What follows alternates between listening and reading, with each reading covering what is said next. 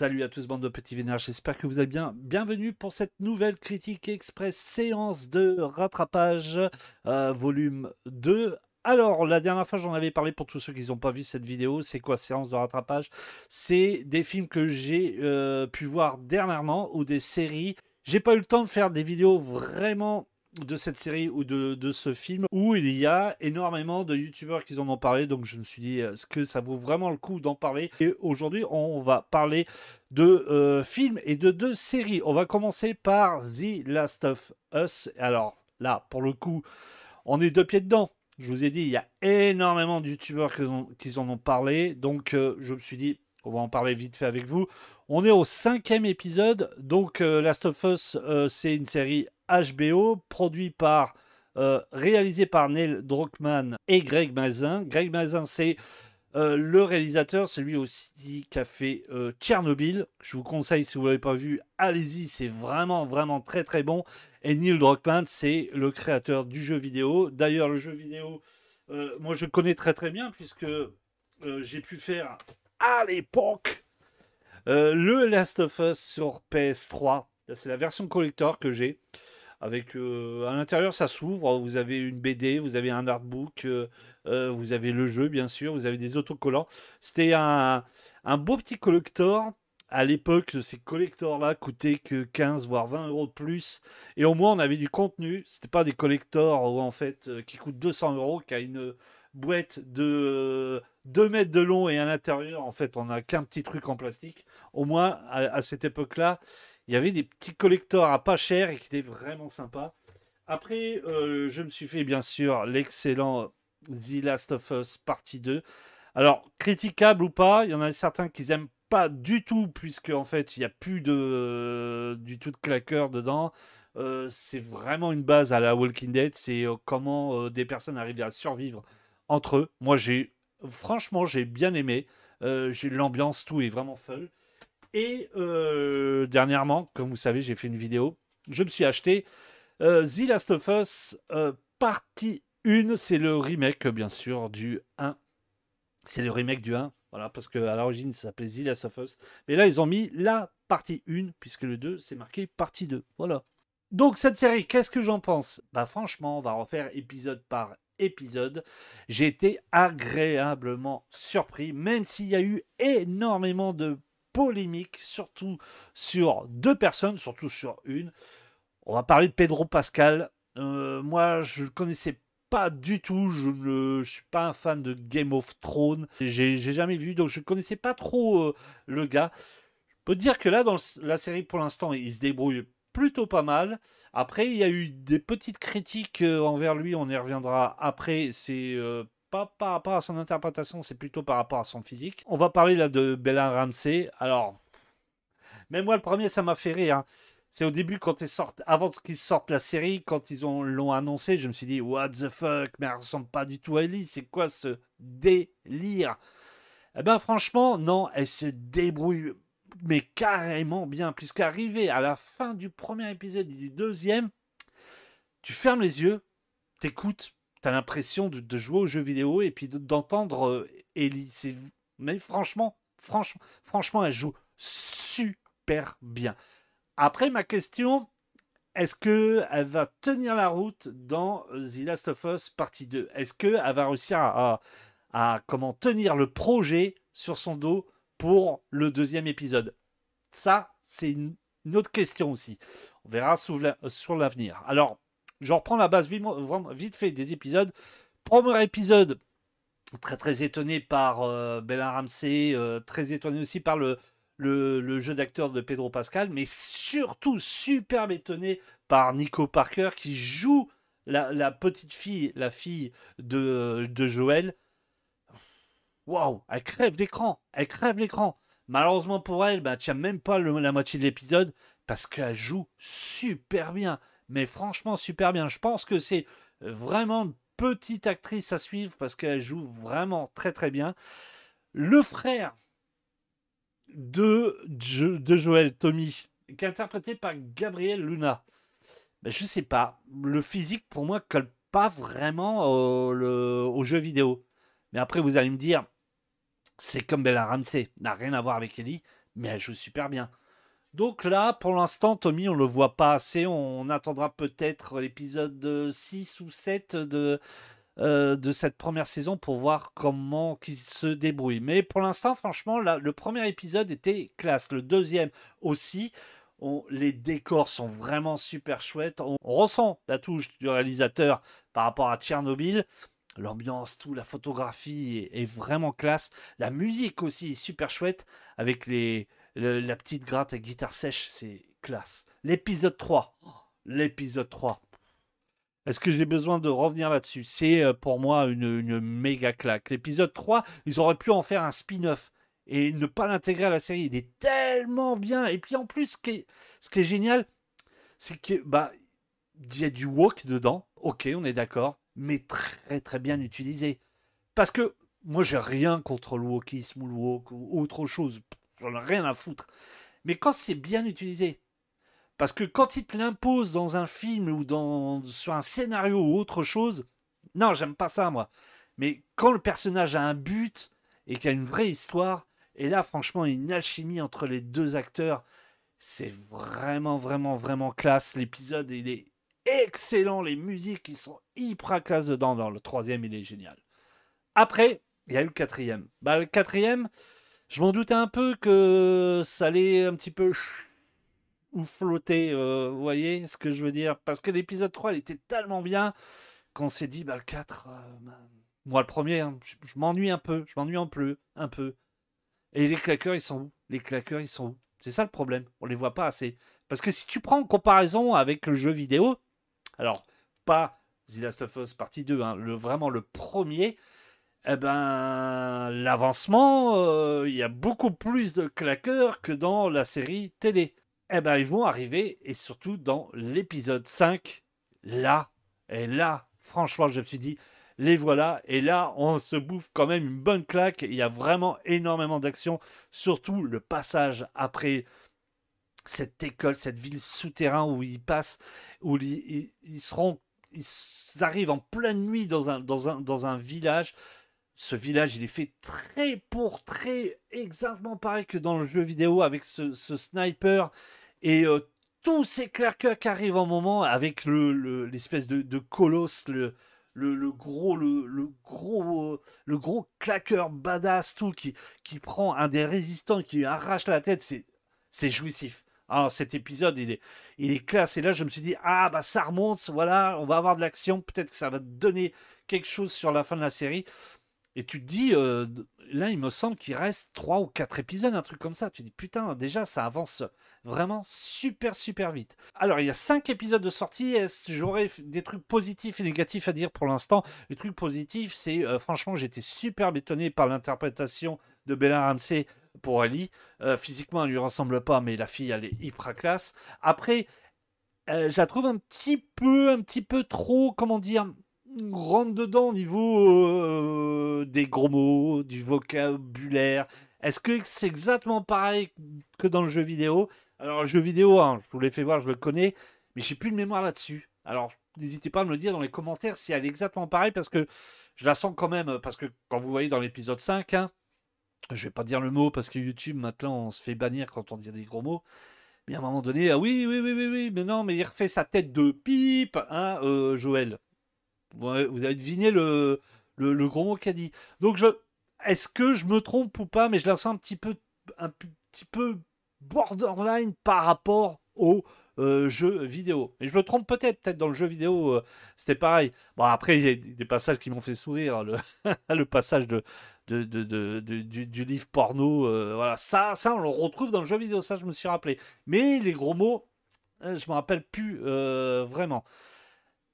Donc, le côté positif, franchement, Bella Ramsey il joue bien. Pedro Pascal, je trouve vraiment, vraiment très, très bien. La musique, pour l'instant, elle est vraiment classe.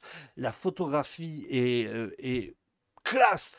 Par contre, le côté négatif, et ça, on en reparlera peut-être à la fin de cette série, c'est les notes sur IMDb. Alors, premier, hein, je trouve la série classe, l'interprétation bien. Mais de là à mettre des 9 et quelques, tout à l'égal de, par exemple, des films tels que Le Parrain, ou Il était une fois en Amérique, et d'autres films comme ça. Non, faut peut-être pas abuser, les gars, quand même, quoi. Faut peut-être pas abuser, parce que quand vous regardez Last of Us, ça ressemble quand même à Walking Dead, ça ressemble quand même à La Route, c'est un truc post-apo. Mais ce qui change dans Last of Us, c'est vraiment ce duo, Joel et Ellie. Deux personnes qui peuvent pas se blairer, et à la fin, en fin de compte, ils vont être inséparables. C'est ça qui change dans Last of Us, c'est cette alchimie entre les deux personnages, de les voir évoluer. Et c'est pour ça que je prends un pied à regarder. Après aussi, petite autre chose, et ça c'est pas dans les critiques ni dans le côté positif, je me dis que certains épisodes, quelqu'un qui n'a jamais joué aux jeux vidéo prendra un tout petit peu plus de plaisir. Je m'explique. Par exemple, sur l'épisode 5, on a ces fameux deux personnages, les deux frères. D'ailleurs, le personnage est interprété par Lamar Johnson, le personnage de Henry. Bah, en fait, il lui arrive un truc à la fin avec son petit frère qui est muet.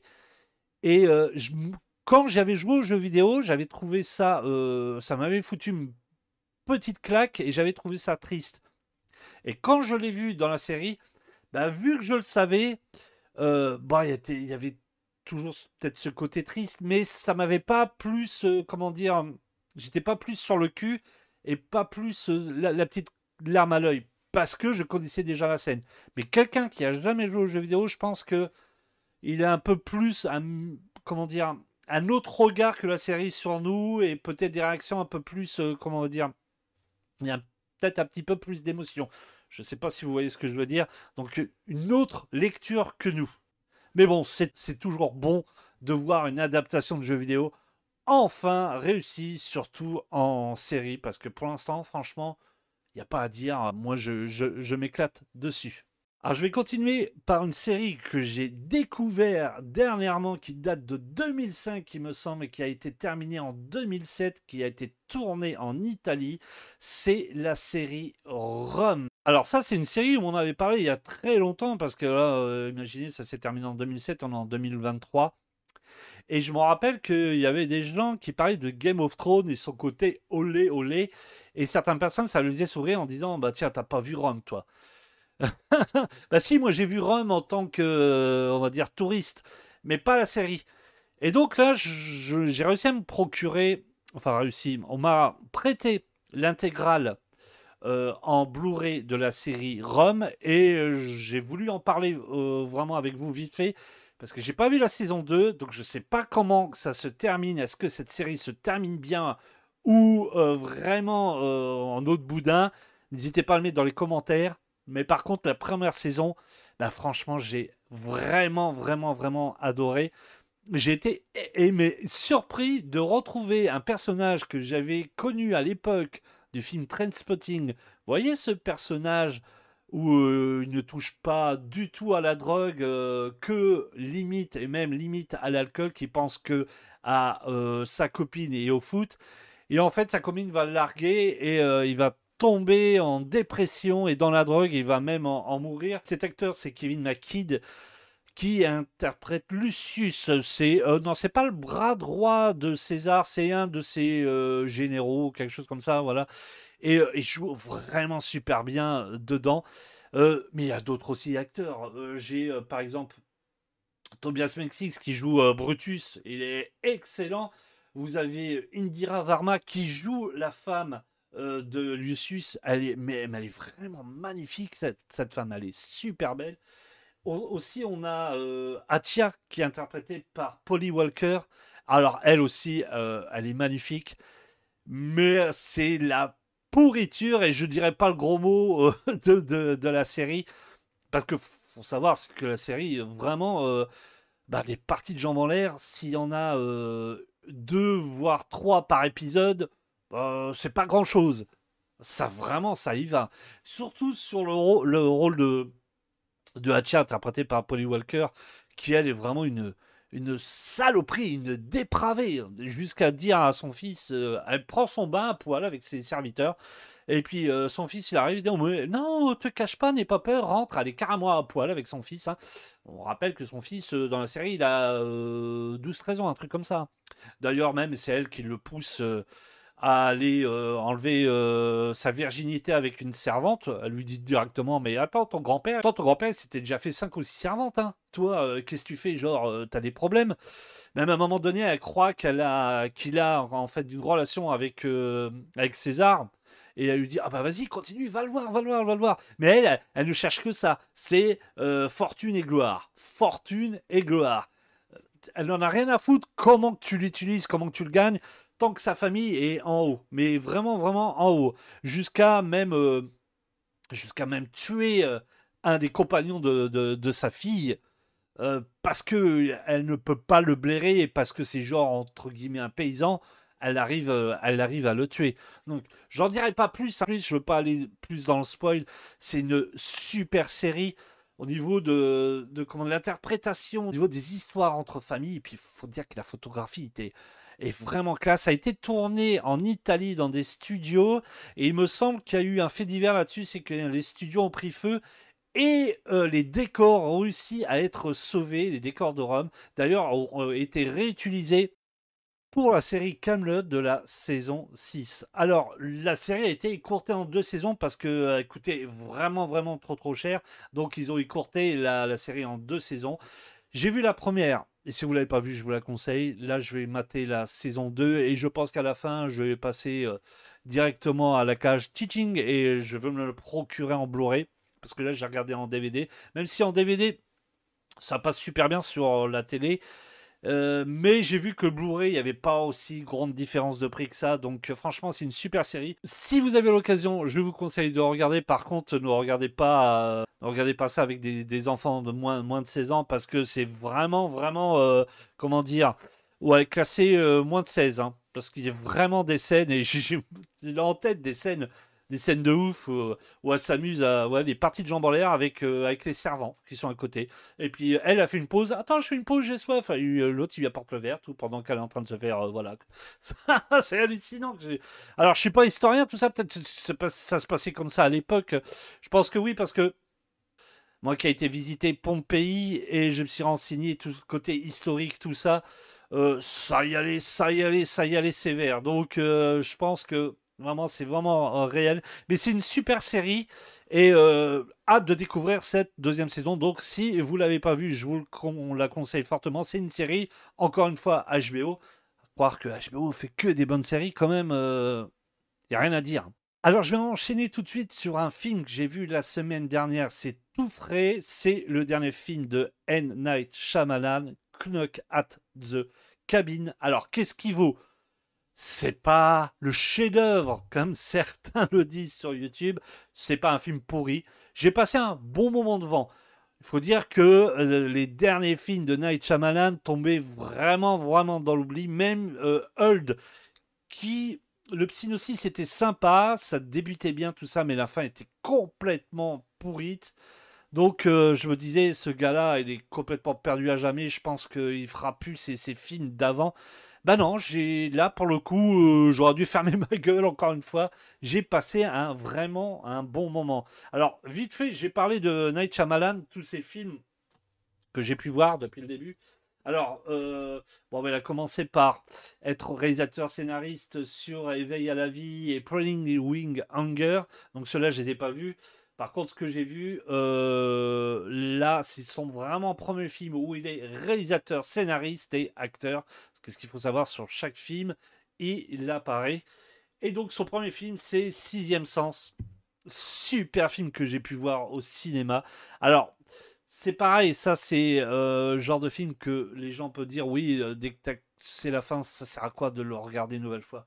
Bah non, parce que moi je l'ai regardé au moins 10 fois et ce qui me fait marrer, c'est quand tu connais la fin, eh ben tu le regardes d'un autre œil et tu dis attends, à quel moment que je me suis fait berner? À quel moment que je peux savoir que voilà, je vais pas spoiler, même si maintenant ça date de longtemps, mais on se demande à quel moment j'ai loupé le truc. Bah franchement, c'est un excellent film. Et Bruce Willis dedans, il joue trop trop bien. Et la photographie, la musique, et ce film est triste aussi. Il est vraiment vraiment vraiment bien. Et puis pour tous ceux qui aiment bien le paranormal, tout ça, faut dire que Night Shyamalan s'est vraiment renseigné sur tout ce qui est le paranormal, les bruits, les sensations, le froid, tout ça, on le retrouve quand vous regardez des vidéos, qui parlent de paranormal. Mais en fait, tout ça, vous le retrouvez dans le film. Et c'est vraiment super bien fait. C'est un excellent film, j'adore. Et en deuxième film, il a fait Incassable. Bruce Willis, Samuel L. Jackson, un duo d'enfer. J'adore ce film. Ça, c'est un vrai film de super-héros. Parce qu'en fait, Night Shyamalan dit, et même en sortant du film, on se pose cette question, on a tous un super pouvoir en nous, mais on ne sait pas ce que c'est. Il suffit d'un jour dans notre vie pour le savoir, qu'est-ce qu'on a, qu'est-ce qu'est ce super pouvoir. Et c'est ce que ressort ce film. Alors, il y a des gens qui parlent du rythme du film, où il est assez émouvant. Franchement, j'ai passé un excellent moment. C'est un très, très, très, très, très, très bon film. Les suites sont discutables. En troisième, c'est Signe, avec encore une fois un super duo. Mel Gibson, Joaquin Phoenix. Une histoire sur les Crocs Circle, une histoire d'ovni, de fin du monde. C'est vraiment, vraiment, vraiment classe. Et j'adore ce film. Il a un côté très angoissant et, comment dire, un côté avec de l'humour. Alors, il y en a certains qui n'aiment pas trop le côté fin avec le rapport avec les extraterrestres et l'eau. Ouais, moi j'aime bien. Franchement, je trouve que c'est un bon Night Shyamalan.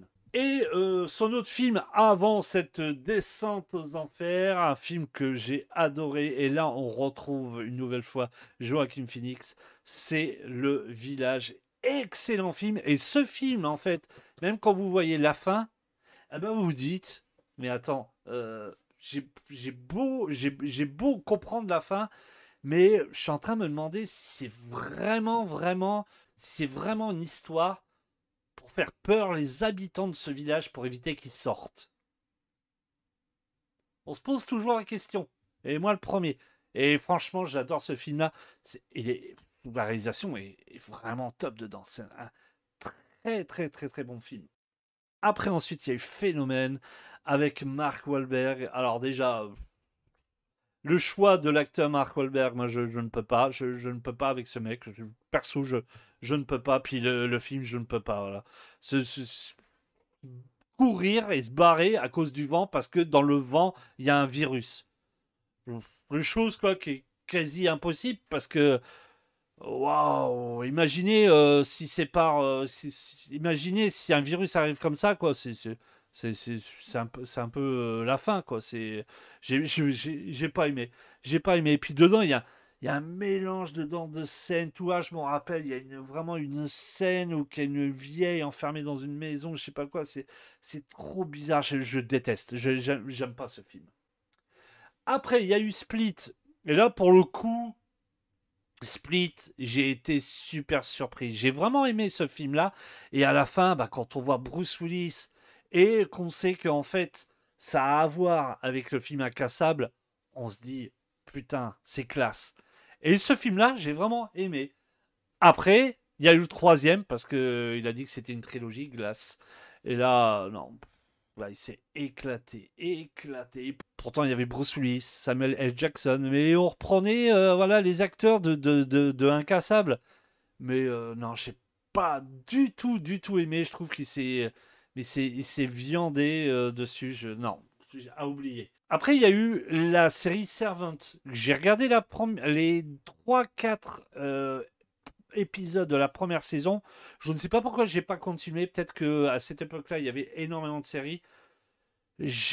Franchement, j'ai bien aimé. J'ai trouvé assez glauque l'histoire du gamin, de cette femme. Il me semble qu'il y a un accident et son mari, en fait, lui passe un faux bébé pour croire encore qu'elle est maman. J'ai trouvé ça assez dingue. Après, j'ai pas regardé la suite. Je sais pas ce que ça vaut, donc j'en dirai pas plus. Mais c'est vrai que les premiers épisodes étaient vraiment sympas. Après, bon, il y a eu Old. Ça, je vous en ai parlé. Au début, j'ai bien aimé. Et après, la fin était complètement ratée. Et il y a eu Knot at the Cabin. Alors, là, j'en dirai pas plus sur ce film-là parce que, franchement, ce serait spoilé. Et malheureusement, ben, ne pas révéler sur une critique en parlant de ce film-là, ne pas révéler ce qui arrive, tout ça. bah, il n'y a pas grand-chose à dire, malheureusement. C'est pour ça que je me suis un petit peu plus attardé sur la filmo de M. Shyamalan. Je vous conseille d'aller le voir. Moi, j'ai passé un bon moment. Est-ce que ce sera un achat futur en 4K, un achat futur en Blu-ray? Je sais pas. Il faudrait que je le trouve à pas cher. En bref, est-ce que ce film est bien?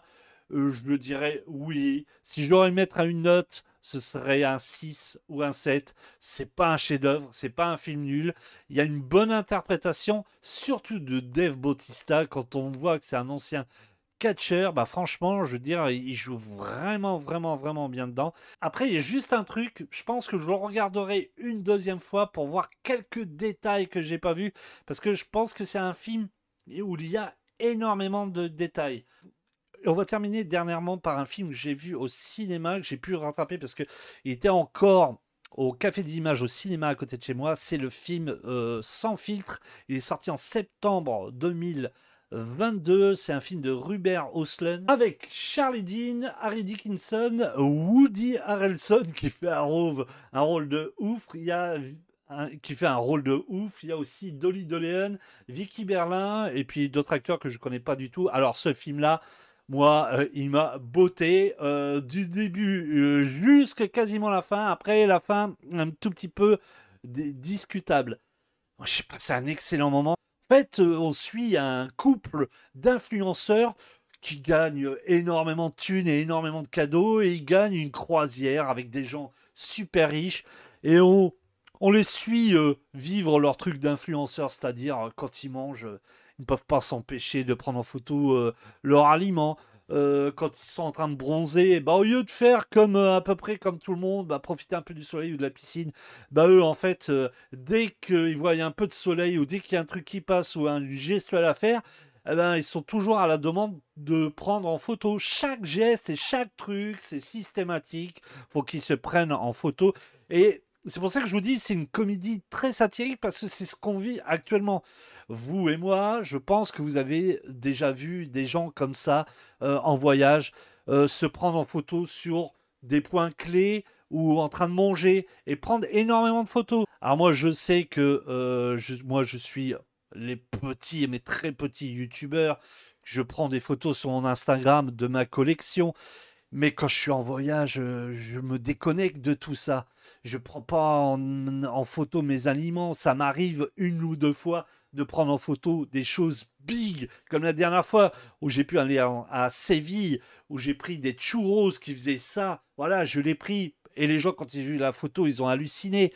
Mais eux, en fait, ils prennent les photos de tout et n'importe quoi pour faire voir aux gens, bah, en fin de compte, eh ben, où ils sont, qu'est-ce qu'ils font, un petit peu un signe extérieur de richesse et surtout, bien sûr, gagner de l'argent parce que ce qu'ils font de leur vie, leur profession, c'est juste se photographier et photographier ce qu'ils mangent et ce qu'ils font.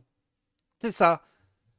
Et en fait, pour moi, c'est pas une vie parce que en fait, tu profites pas de l'instant. L'instant, c'est de regarder c'est de regarder, d'avoir des images dans la tête, des instants entre famille, des instants avec votre femme, votre enfant, ou je sais pas avec qui, votre un animal de compagnie, avec un passant ou devant un monument quand vous êtes seul, quelque chose de magique. Bah eux, en fin de compte, on a l'impression qu'ils l'ont plus parce qu'ils passent leur temps à se filmer, à se prendre en photo. Et donc on suit un couple qui fait que de ça, ils vont être sur un paquebot avec que des gens riches. Et il va se passer un truc de ouf, c'est que il y a un soir, ils vont préparer un dîner mondain pour le capitaine. Ils appellent ça le dîner du capitaine. Et donc le capitaine, c'est juste Woody Harrelson qui, lui, en a vraiment ras-le-bol. Il vient avec 4 grammes dans la gueule cette soirée. Et malheureusement pour l'équipage et les gens, eh ben, ils vont être dans une méga tempête. Et là, il va se passer un truc de ouf. Je ne vous dirai pas plus, je ne veux pas spoiler. J'étais dégoûté. Et là, le réalisateur était très fort parce qu'en faisant voir cette scène, eh ben, on se dit en fait, ce mec-là, il a plein de thunes. mais il chie ou il dégueule la même chose que moi. J'en dirai pas plus, je ne spoil pas, parce que c'est un super film. Franchement, j'ai passé un bon moment. Je me suis éclaté, j'ai bien rigolé. Par contre, la fin à la Lost, j'étais un petit peu déçu. C'est dommage, ça partait super bien. Faut qu'il y a toujours quelque chose. Cette fin à la Lost, allez, j'en ai trop dit. Je vais pas dire plus que ça. Déjà, en vous disant Lost, vous avez capté un petit peu. Mais regardez-le, je vous le conseille. C'est vraiment un bon film. Et Woody Harrelson dedans, il joue super bien. C'est vraiment classe, sans filtre. Je pense que vous pouvez le trouver hein, sur .com, voilà, facilement. Vous allez passer un excellent moment, je vous le conseille. Et on va terminer par un film qui est sorti cette année, il n'y a pas si longtemps que ça aussi, que j'ai pu le voir au cinéma. J'aurais pu vous faire une vidéo entière là-dessus. J'ai vraiment voulu l'intégrer au Critique Express. C'est le dernier film de Damien Chazelle, Babylone. Alors, qu'est-ce que vaut ce film? Franchement, ça vaut pas La La Land ni Wishplash. Wishplash et La La Land, c'est des super films. Babylone, j'ai été surpris sous beaucoup de points. Déjà, le premier point, sans spoiler, bien sûr, encore une fois, je le répète, c'est le côté humour très, comment dire, très noir du réalisateur. J'ai pas compris son délire.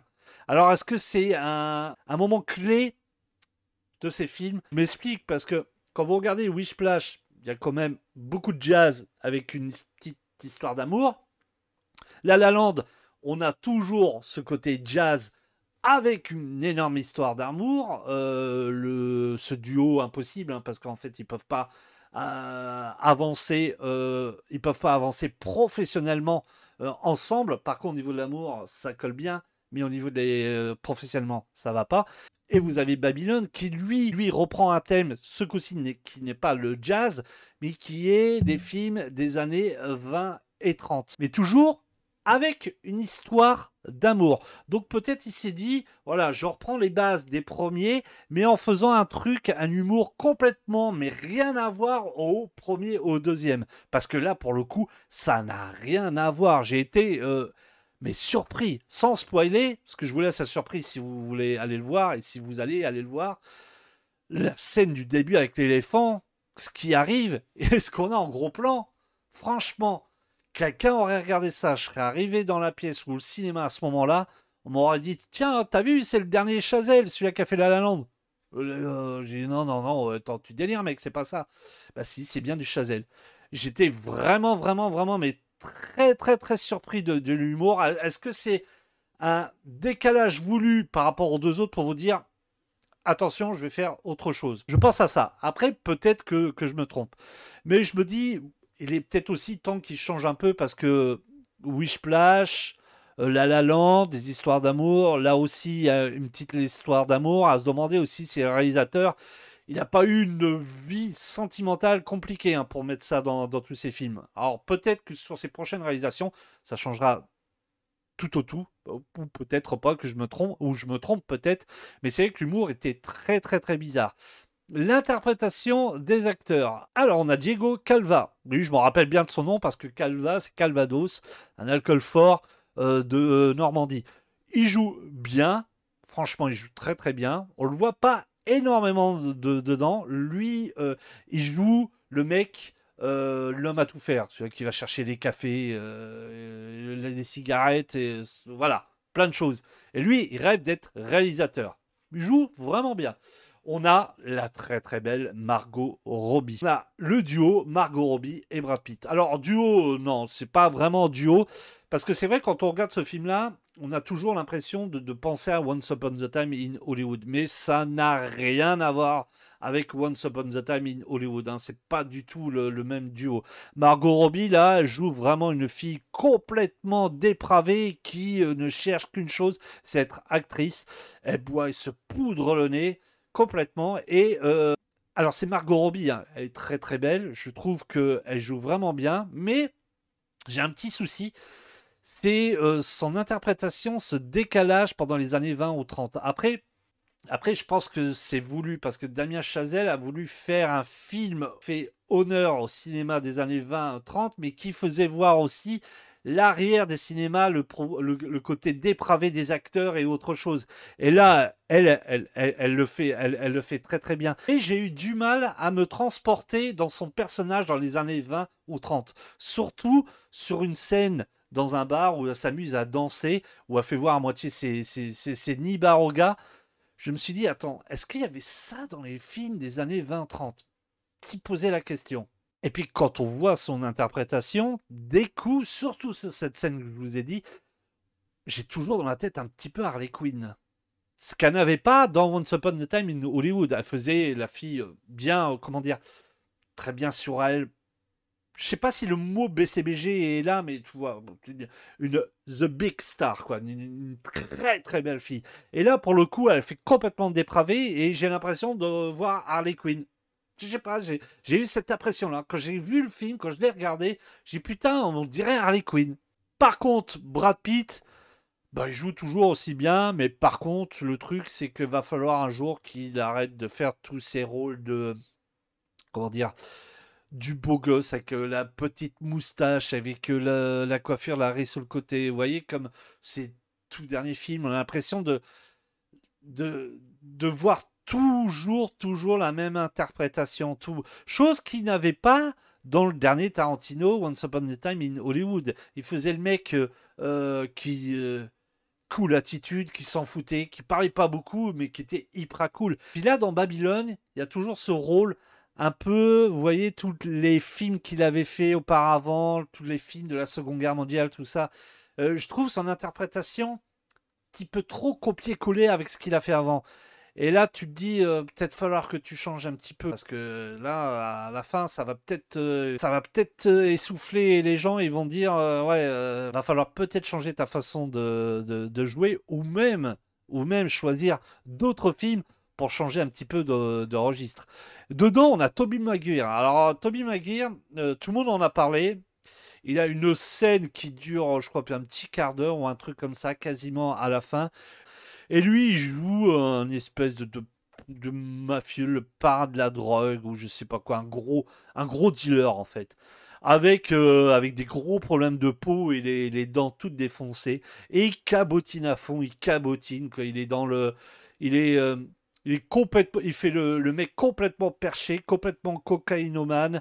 Et ça aurait pu être marrant, ça aurait pu faire sourire, moi, ouais, ça m'a fait quoi, sourire 1 ou 2 secondes, c'est tout. Mais oui, il cabotine trop, il cabotine trop. Donc c'est un film à voir une fois, c'est vraiment, mais vraiment de la filmo des Chazelles le moins, celui que j'ai moins aimé. Franchement, mon premier, moi, ça reste La La Land. J'ai pu le voir au cinéma, je me suis bouffé une claque. Il est hyper magnifique. Wish Place aussi, que j'adore. Donc Babylone, c'est le film qui me plaît le moins de la filmographie. C'est vrai que j'ai oublié de parler aussi de Justin Horwich, celui qui a fait la musique pour Wish Splash, La La Land et ce Babylone. Bah, c'est pareil que Damien Chazelle, hein. Rappelez-vous, je vous ai dit tout au début qu'il y a toujours des trucs qui se ressemblent dans ces films et peut-être que c'est l'élément déclencheur pour tout changer. Bah lui, je pense aussi qu'il va falloir qu'il fasse la même chose parce que le problème, quand vous écoutez les musiques dans Babylone, il y a des sonorités et peut-être 2 ou 3 secondes au début des musiques qui collent, mais vraiment à du La La Land, hein. Vous fermez les yeux, vous écoutez les débuts des notes, vous dites attends, c'est La La Land et ça part sur un autre délire. Donc la musique est vraiment bizarre. Il y a du tempo à moitié électro, des coups mélangés avec du jazz. C'est vraiment, vraiment très bizarre. C'est pas horrible, mais de ses compositions, encore une fois, c'est un peu comme la réalisation de Chazelle. Bah, c'est vraiment pas ce qui me plaît le plus. Et je pense, pareil, et je le répète encore une fois, comme Chazelle, va peut-être falloir qu'il change un petit peu sa musique parce que on le ressent que ça ressemble beaucoup sur certains points à La La Land. Alors désolé de reprendre la vidéo comme ça, le son va pas être pareil, je suis désolé parce que j'ai oublié un truc important, parce que c'est le truc le plus important du film Babylone, c'est sa fin. Donc je vais mettre un petit spoil ici, et de toute façon à la fin de la vidéo, on repassera sur le bon format. Alors cette fin, bah moi je trouve que c'est le truc le plus étonnant du film, mais j'ai pas été autant surpris que les autres et je vais m'expliquer pourquoi. Alors déjà, cette fin, on voit l'acteur Diego Calva en avoir marre d'Hollywood. Il a eu trop de mauvaises aventures. Il a bouffé trop de son énergie. Il est obligé de partir suite à une histoire de drogue avec Margot Robbie. Donc en gros, elle a fait la grosse merde. Et il s'en va à l'étranger et il revient plusieurs années plus tard avec sa femme. Et lui, il décide de partir de son côté pour aller se balader tranquille pendant que madame et sa fille partent à l'hôtel. Et dans une rue, il tombe nez à nez avec un cinéma. Il paye sa place, il rentre dans une salle. Et là, il s'installe et il voit un de ses films qu'il a réalisé. Et vient ensuite un défilement de films qu'il a fait, de films qu'il aurait pu faire et des acteurs qu'il a connus dans cette grande époque qui était le cinéma dans les années 20-30. Et juste après, il y a un truc de super étonnant. L'image s'agrandit pour en faire juste une image sur votre écran. Et là, on voit un défilement de films. Que ce soit américain, français, coréen, de plusieurs nationalités. Ça passe des Dents de la Mer à L'Exorciste, à Matrix, à American Beauty, à La Haine. Ça part d'un film avec Alain Delon, Les Parapluies de Cherbourg, La La Land, Pulp Fiction, Il était une fois dans l'Ouest, Il était une fois en Amérique. Et le film Cinéma Paradiso. On voit une scène de Toto regarder l'écran. Et pourquoi j'ai ramé ce 4K? Parce que cette fin de Babylone, j'étais obligé de penser à la fin de Cinéma Paradiso. Alors, est-ce que c'est un clin d'œil? Rappelez-vous la fin de Cinéma Paradiso où Toto a grandi et est un grand réalisateur et s'installe dans sa salle de cinéma de projection pour regarder le film que lui a fait Alfredo.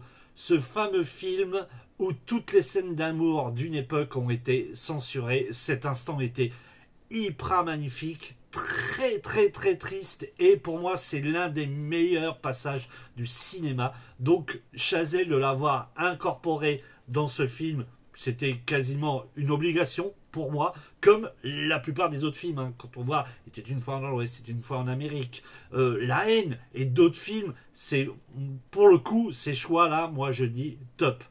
Après, cette fin-là, est-ce que c'est vraiment un clin d'œil à la fin de Cinéma Paradiso?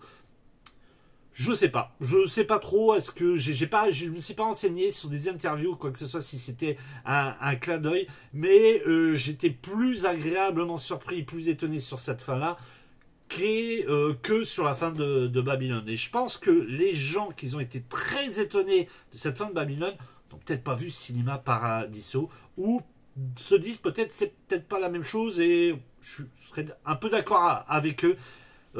Moi j'ai préféré la fin de Cinéma Paradiso, elle est tellement belle, mais cette fin de Babylone est très étonnante parce que de voir tous ces films là, mais que ce soit ancien et nouveau et passer à une telle vitesse, tu te dis ça, c'est un passage clin d'œil et un passage pour dire vous voyez tous ces films là, c'est ça qu'ils ont bercé le cinéma. Alors est-ce que c'est un message de Damien Chazelle pour dire ça s'arrête là, avant c'était mieux, ou le meilleur va venir, ou même peut-être le pire, clin d'œil ou pas, je ne sais pas, n'hésitez pas à le mettre dans les commentaires. Donc c'était le moment spoil, j'étais obligé de le faire parce que je me suis dit putain, j'ai oublié de parler de ça parce que c'était quand même un truc qui m'avait vraiment étonné, malgré que je le répète encore une fois, j'ai énormément pensé à ce petit bijou. Voilà, cette vidéo touche à sa fin. J'espère que vous avez apprécié cette séance de rattrapage. À bientôt pour une nouvelle vidéo. Portez-vous bien. Ciao, bye.